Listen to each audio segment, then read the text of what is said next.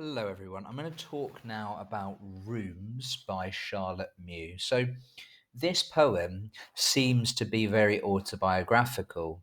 If we look into Charlotte Mew's biography, it seems like we can see many details from her own life within the poem itself.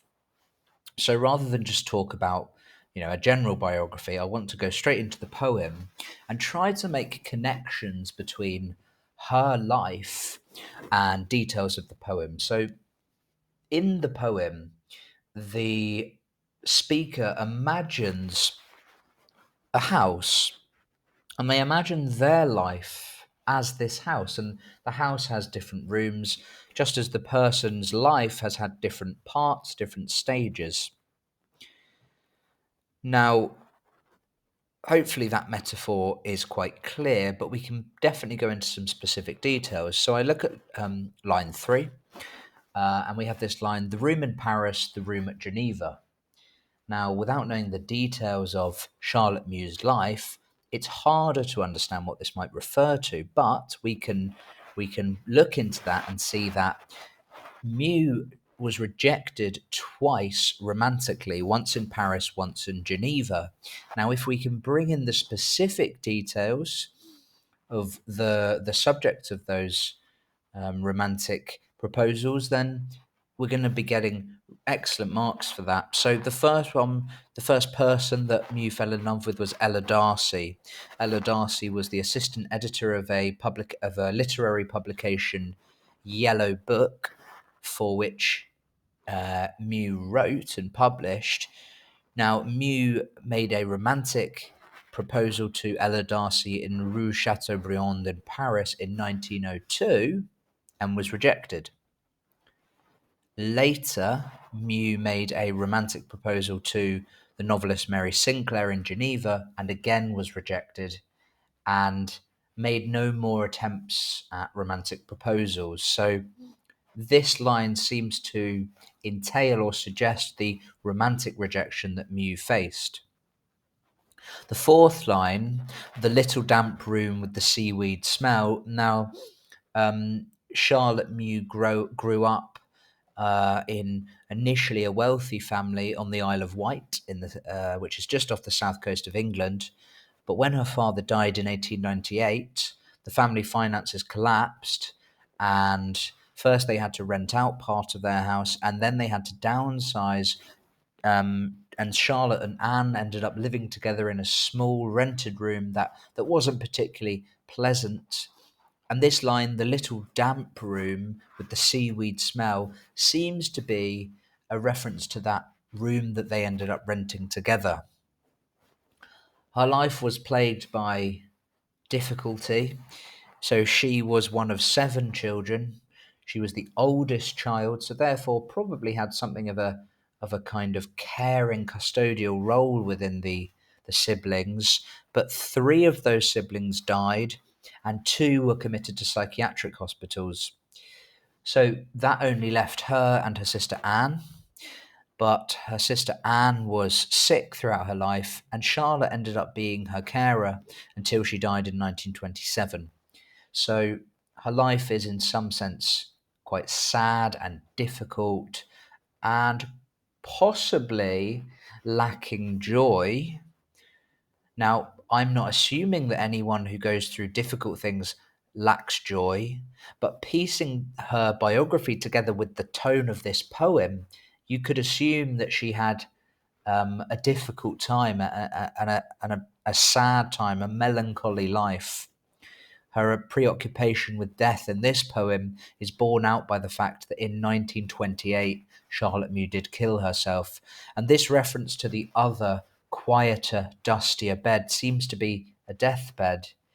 And so we can see the link between what she's writing about and what she's thinking about in her own life. So if you could include these 3 areas of factual background, you'd show that you'd done some really thorough research, but also you're not just writing it for the sake of it. You're not just writing it because you've learnt it. It's inherently relevant to the poem, and that's the very best contextual analysis that you can do. So let's go into the poem.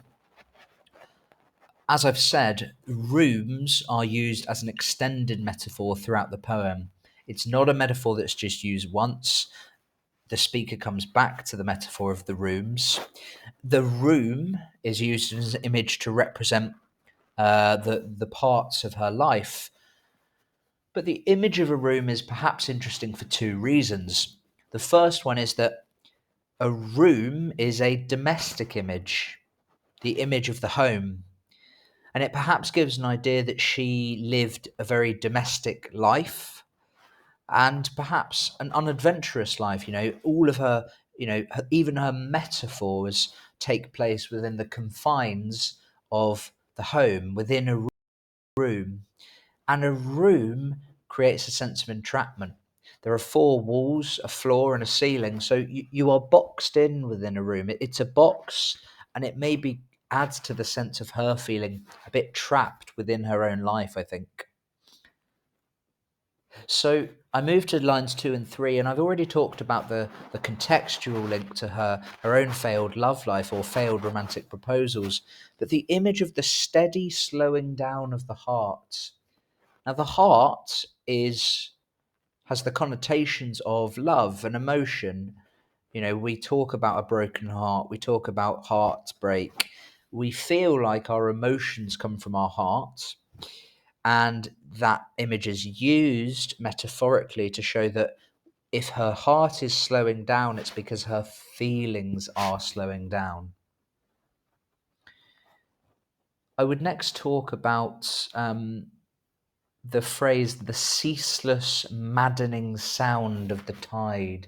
So, yes, she's talking about the ocean and the sound of the tide coming in and the tide going out, but it seems to represent for her the sound of life.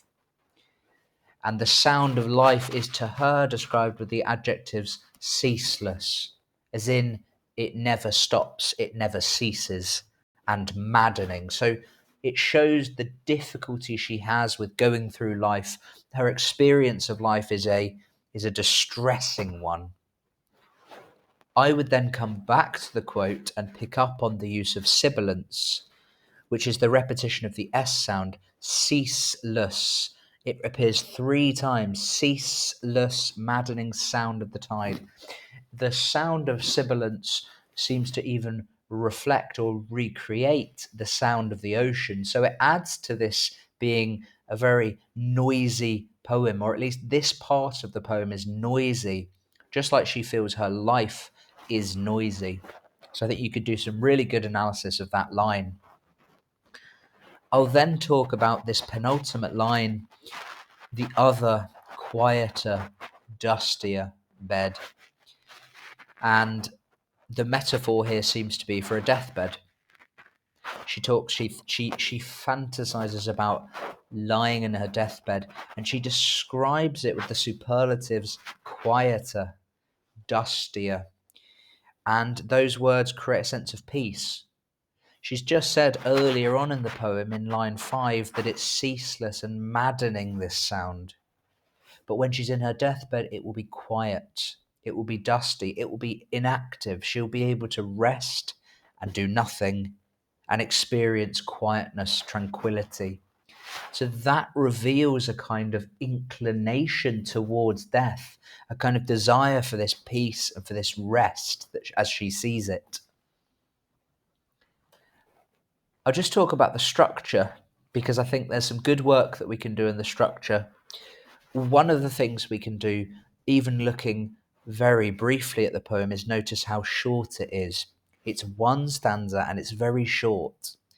And I think it creates a sense of anticlimax. I mean, this is the poem of her life. This is where she presents her whole life in this metaphor of a house with all the rooms, and yet the poem is short. And there's a sense for me of disappointment there, a sense of a lack of things to describe in her life, a lack of meaning, therefore. The second thing I'll talk about is one line in particular, and that's the 8th line, which reads, "Though every morning we seem to wake and might just as well seem to sleep again." Now, that line is a very long line, and it's much longer than the other lines in the poem. It is what you would call hypermetric.